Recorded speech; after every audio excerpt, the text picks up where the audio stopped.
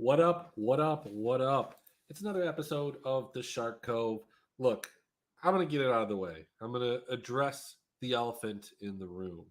Look, the content schedule has been rather erratic. It hasn't been consistent. It's not what you guys are used to. And for that, I apologize. I don't really have any good answers for it or whether or not this is going to continue. We still are going to obviously be doing several shows during the week, but are we going to do a 5 day or 4 day a week? I'm not sure. Moose is in Europe. Means a lot of the shows either I've got to go find a secondary guest, find a time, and life's just a lot busier than it was last year. That being said, I'm here going to do a solo show. Oh, and the other thing was I was sick this week, so what do you want me to do? I didn't have really any good takes. I would have told you to be on LNG yesterday. So look, maybe you did that yourself. Maybe I wouldn't have changed your opinion on that. But hopefully we can steer each other into the right direction in terms of the slate tonight. Now, we don't have kind of a clear, concise way to go in some of the same ways that we did yesterday, in terms of the underdogs at least. We certainly do have some games that feel like they're going to be some 2-0s. And there's quite a few lineups that you can build out of these stronger, high kill teams that look pretty good. That they make you feel nice. So let's go ahead. Let's run through this. As with any show that is a solo show, I'm just going to sit here and ramble. If you interact, you have some comments or some nuggets of knowledge. That's wonderful. Go ahead and throw them in there. Um, if not, this will probably be about 20, 25 minutes, and we can kind of take it from there. Let's see. Oh wow. Okay. Well, we maybe we have somebody here. Well, how about that? So I guess this won't be a solo show. I think we're going to get a special guest from around the world joining in. And yeah, let's kind of like start talking about the slate as we await the entrance of this other person. Let's talk here. Kevin did 157k damage with the lawnmower today. Moose would have been mad. Well, let's ask him. Moose, live from the other side of the world. How you What doing? up? What up? What up? What up? What is Can going you hear on? me? Where you at? I can hear you just fine. I'm in Spain. It's my 30th birthday. Well, happy birthday to you. Happy We just birthday to we you. just got back from the resty and the clubby, and I so it's like 3 a.m. So I went on YouTube to look at some content, and I saw your stream. So I thought I'd pop in. Perfect timing. Perfect timing. Unfortunately, this isn't the Gen G KT match from a couple days ago that I know that you love Oh, so much. You know, unfortunately, what that a is gift! not What a gift, bro! What a that's gift! not what we have though. We've got Sandbox playing KT in one of the games that I think. Moose, I will say that your mic is really close. You're picking Oh, up let me really. move it a little bit. Yeah, sorry. I know. New equipment. Gotta kind of. Same There's no. equipment. Well, look, new country, no backstage. The wind's different there. Look, so we've got Sandbox, we've got KT. This is kind of a battle of two teams that are pretty similarly matched, in my opinion. And I think that you're actually getting a tremendous value on one of these teams in DFS. But look, when it comes to betting this line, when it comes to picking prize picks and underdog picks, I don't know if I really want to back one of these teams or the other. I can see this being a 2-1. I can see this being a 2-0 in either position. I think that this is probably closer to a pick 'em. So if I am betting, I would probably lay the money with Sandbox, but I would probably abstain from this as a whole. Yeah. I think that just knowing KT, I'm a KT guy, and I'm telling you right now, this is the most typical KT letdown spot you could ever picture. Just absolute KT letdown spot, dude. How do you not see it? They just I got mean, I off a do huge see it. upset. They just got off a huge upset. Sandbox is like limping into this matchup after losing to a freak of freaks of all teams. This is just a classic 2-1 Sandbox. Give me 16, probably 16 and 15 kills or something. Yeah, I don't have it projected super well. I will say that if either of these teams 2-0, that there are viable pieces from each of Oh, them that I would could be you interested. could you show me your projections, by the way? Because it's 3 a.m. and I'm not making my own projections. Yeah, I'll send them to you. Hang on. Don't ask how I play DraftKings from Spain, guys. It's illegal. Trust me.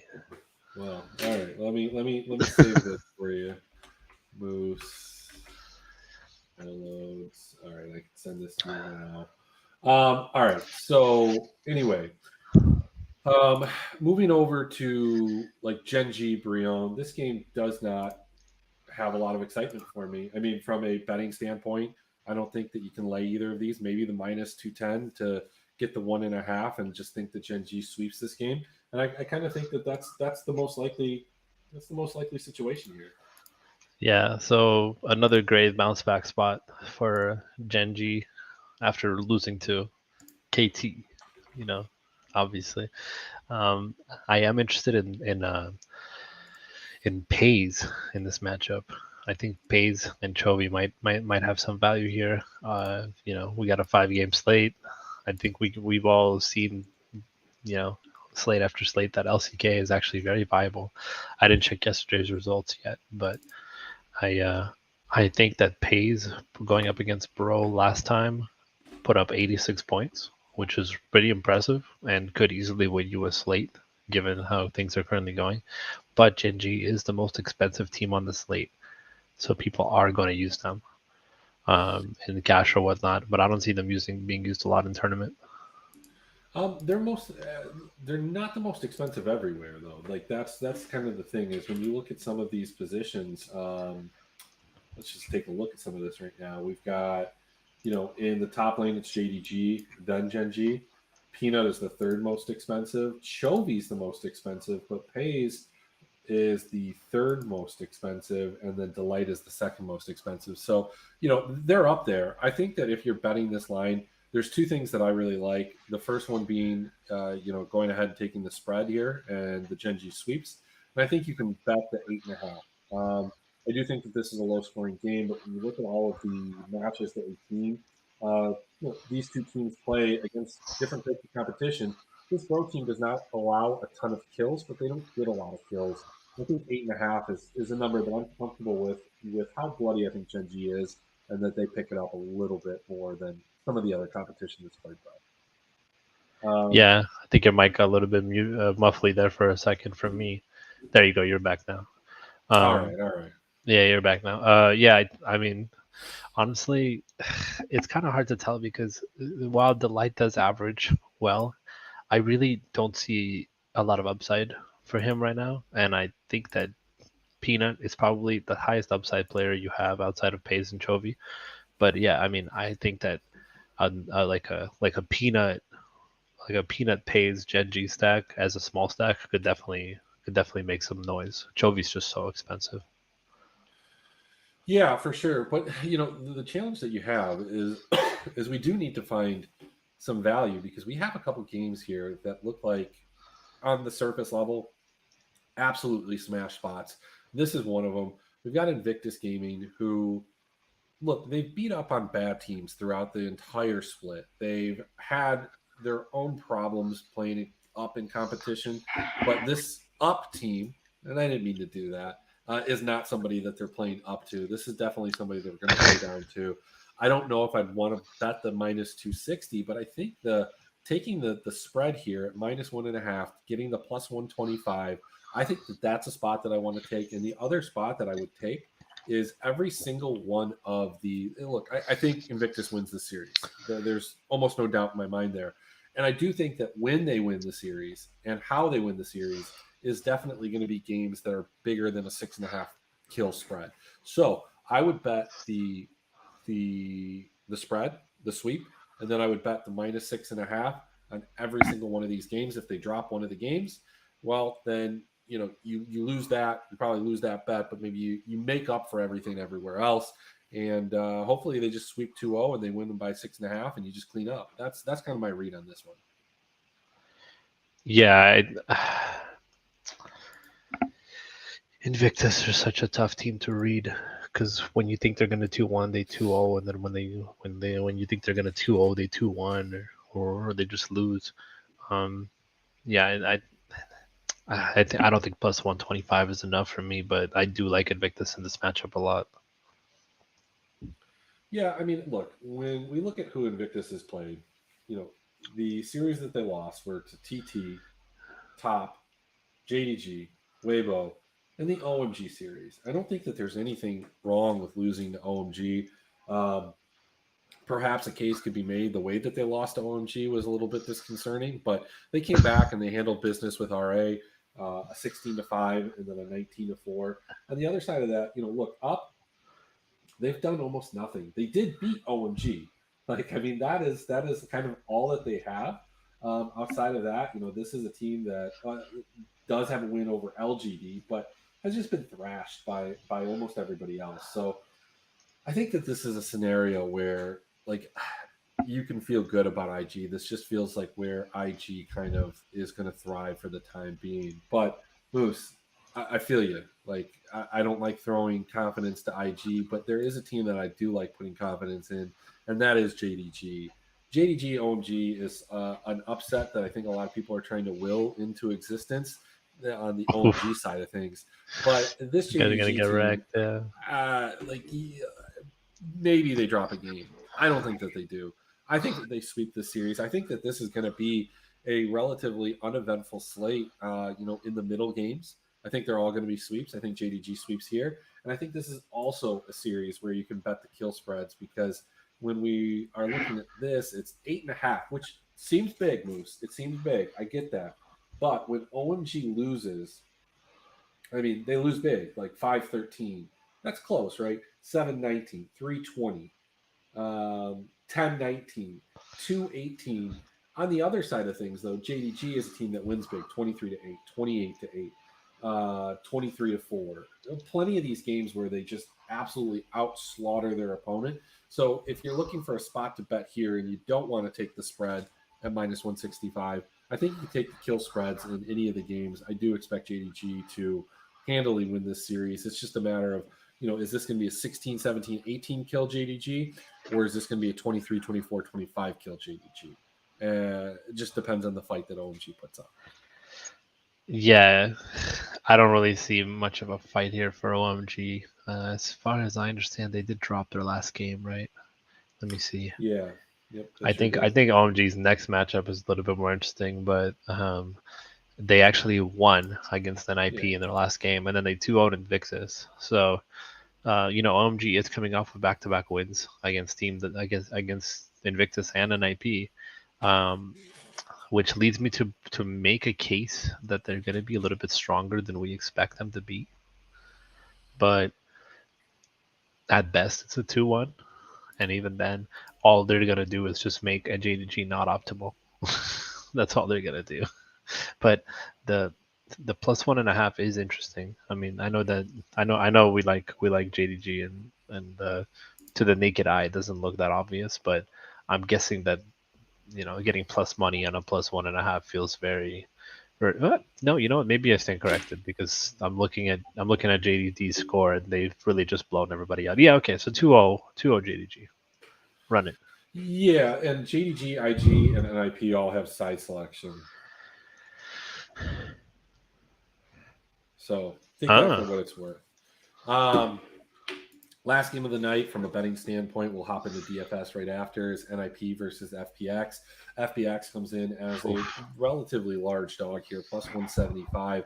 Just doesn't feel right on the surface, but then as you like kind of look through the numbers, FPX has just been one of the absolute worst teams within the league. I mean,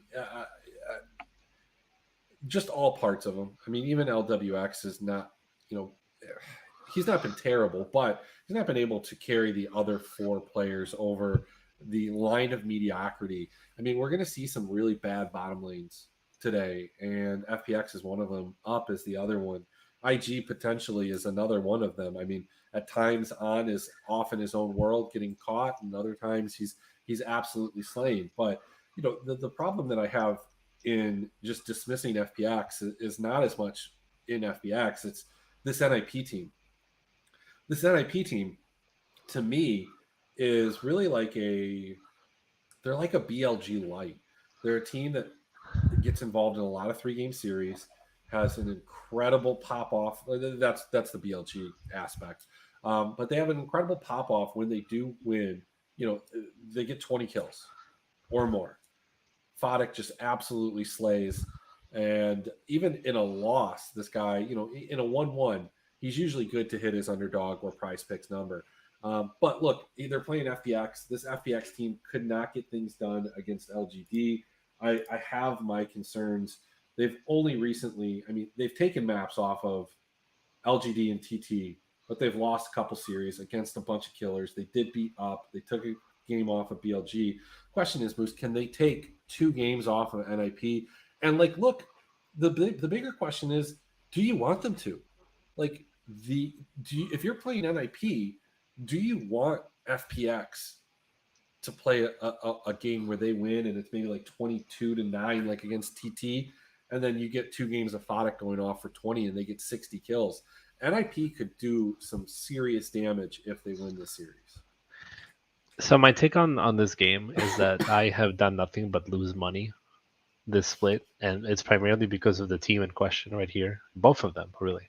But FPX, they're just.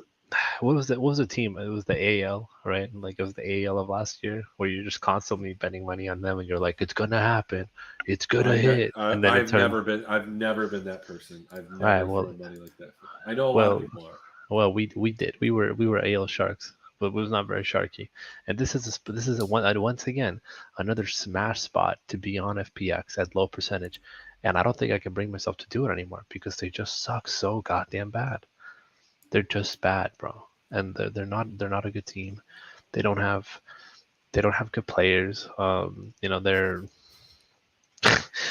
like it's just a wash season for them. Like it just looks like they're completely chalked it up. I don't care if it's QQ or ZZ or it's always GG with these people. It's 2-0, 2-0, 2-0, 2-0. They're just a really struggling team. I mean, you're talking about back-to-back losses to LGD, who went on to be actually LGD have kind of picked it up a little bit, but Yeah, I we're mean, talking. so I don't know. Do we give them a little credit? I don't know. Look, I No, I watched don't. I those don't think games. so. I watched God, those they're just games. I so was a little bad, bro. intoxicated, but they were pretty bad. Like I have a feeling that this could be some sloppy gameplay. Yeah, this is gonna be sloppy. NIP is not winning this cleanly, Like, and bro, this is get some this is sloppy a joes, this get is a sloppy some two. This chips. could be a sloppy 2-1, but man, they just we can all see it, right? Foden gets zero, he drops 14 and 3. You know what I mean? Like, is it just written in the commandments? I have him in a 2-0, like it's 16. I have him like 11-1. So I mean, in 3, if he wins a shit, let me take a look here. If he I don't goes know. for 3, Underdogfantasy.com code Cove. That's what I'm saying. You know what I'm saying? yeah, I mean, I'd take the over, but where is it? I have Just sucks so bad, bro. Just just NIP just needs to be a little bit better of his team. I have But him like at 25 kills in a 3-game series if they win 2-1. yeah, if they win, it's Ham City, right? Yeah, I mean, I have him at 109 in a sweep. I mean, probably around the same thing, like around 100 to 110 in a loss. Um, so I don't know. Look, I think that one thing can be certain here is I'm probably betting the overs, and I wouldn't even be afraid of laddering some of these and trying to go for an over 35. How many times have these teams gone over 35? Let's take a look. FPX has done it once. FPX has only done it once, so maybe it's not. Let's not go over 35, but let's go over like maybe this 28. And when we look at NIP has done it. They've gone over 35 3 times. For 3 times they did it 3 times in a row, all against LNG. So I mean, it's completely possible, but I love going over 27, 28 and a half. Those are probably my favorite picks um, on this series. So just to recap the bets, we are abstaining from this one. We are going to bet the sweep and the spread, bet the sweep and the spread, bet the sweep, maybe the spread, and then bet the overs. Moose, let's talk about this. Let's talk Who do about it we? from a Who's cash not in the perspective. pool? Who's not in the pool? Like half the players from MIP. So God damn it, fantasy labs, you you know motherfucker. what? Look, for some reason, two of them are in there. You know, the biggest problem that I have with it is that I forgot. I should have known. And when I started doing everything today at like 6:30, I was like, fuck. You know, I totally sent them an email, but I knew it wasn't going to get added. If I had thought about it this morning, I could have sent it. It would have got added. I'm going to show you one lineup though that doesn't include those guys that I think is kind of nice. Let's see. I'm going to see what you think of it. Here it is. It's a YK. You should know me, Captain. I got that. You get four JDG. I don't know. You can't Uh-huh. really see it, probably, right?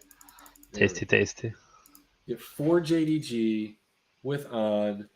What do you think about that? Yeah, you can't go wrong. You can't go wrong with a lineup like that. That's a sizzling lineup. That's a sizzler. Yeah, I I think mean, I it's think I the only think it's a thing that you could sizzler. do to make it a But little bit so, but better you don't is want you don't want. Are you talking cash? Because you don't want any NIP. Because people are gonna I play don't. NIP. Yeah, I mean, I liked NIP. I do. I just don't have them available in the pool, so I can't show you that. Yeah, let me I let mean, me see NIP something. is going to be pretty expensive. I mean, Dude, I think you're missing is going to the be same playing. price as YSKM. You're playing a lot of top captains, and so look, Moose. This is outside of Dude, this cash. this feels like When supported I'm Captain Knight, dude. except for like, what if KT two O's, right? Like, what if KT two O's, and then all of a sudden, I don't even think that this is the way to go. I think that can you go No, Knight dude. with I mean, I'll be honest. I think LSB are winning. yeah. Do you want to play LSB team and like Fate or whatever Fate, whatever the name of their closer or something? Fate, No, Jesus. I was no, I like KT. I mean, BDD has been just on a tear recently. He's got his kill share up to 30%. Look, from a GPP perspective, what I'm saying is that KT is very playable. Whether you think Sandbox wins or not is secondary. If KT wins, if I love KT Port two JDG. O's, Yeah. I think KT provides you. Maybe you go something like this. Actually, you go like a BDD. Oh, can we do this? Can we get the four JDG in if we do this? Okay, I got a line for you. I don't hate this, Moose. I don't hate this one. Let me see It's not the it. sexiest, but I don't hate it. Yeah, why not? That's a good line. It gives you three players and a team slot, not from JDG, so it's not a bad line at all. That's a great line for cash. For cash, I kind of have what you have in a way. Let me see. This it? That's all I have for cash. Let me check. Okay, for cash, I have 369 Captain, YSKM Gideon, and then you have Night Ruler missing, and then you could play an IP team, and you're done. All right, say that again. 369 Captain. Do you have him in the pool? I do. YSKM Gideon, uh, Night Ruler missing, and then you get NIP at 5400. Okay. You don't have that. I don't have it in the pool. No. Yeah, so it fits perfectly. But the only thing is that the only no, hold on. The only way you can make this better is if you take out YSKM and you put Invincible, and then you get Kanavi and on. Yeah, what I was going to say is if you're building this and you're doing it in cash with the 369 captain, I wouldn't even play NIP. I would actually just play the IG. I think because if you're expecting YSKM and Gideon to be in the optimal or have a good outcome, I guess this is cash. You don't need them to be the optimal. You're probably assuming that they 2-0, right? And so if they Mm-hmm. 2-0, the Invictus team, I think the Invictus team has, in my opinion, a better chance of 2-0 than the NIP team. And I would rather have the Invictus team slot at that point. So that would be all I would say. But yeah, you could play. Like I do have Invincible. You can one off him, and then just go with it. Just about any team. You can almost get up to like almost give it to Gen G at that point. But Yeah, I do. I guess I don't mind the YSCam captain. Let me see. Because my goal tonight is just to fit for GDG and go to sleep. You know what I mean? Yeah, I like that YSCam. Yeah, that's good. But man, that NIP and tourneys, dude. But that's the thing is like, can you do like an NIP? Can we do like an NIP KT or like an NIP? Or is that too expensive? so look, here's the only thing that I would say, and this is completely result based off of previous slates that have nothing to do with this slate. How many times this year, and this wasn't the case last year, this felt like it was the exact opposite. And maybe it'll be the opposite in summer, but like last year, it felt like no matter what, like you could wake up, or I would wake up, you could go to sleep, and you could feel good or you could feel bad about the slate. And that last game was going to screw you. Yep. Whichever way, like you could wake up and all of a sudden NIP's beating RNG, and you're like, it's Victory And 5 at the time. LNG's You're like, oh my optimal. God. Yeah. Yeah, like LNG optimal, all of these different things. And it was always that last game that like kind of impacted the slate. I don't know what word was trying to. I drew a blank, but that hasn't been the case this year. It feels like that last game has been a dud, time in and Hmm. time out. We've just gotten absolute bangers all the way through, and so that is kind of my concern. Is that like on the surface, this NIP FPX series does look like it's a series that absolutely is in the optimal because of bad gameplay. People can't finish, and just a skirmish heavy game. The JDG, I get it. Cash, I'd want them too. But my problem, I guess, I have in GPPs is assuming like, is JDG going to be, the JDG that scores a ton of points? Or are they JDG that plays with their food?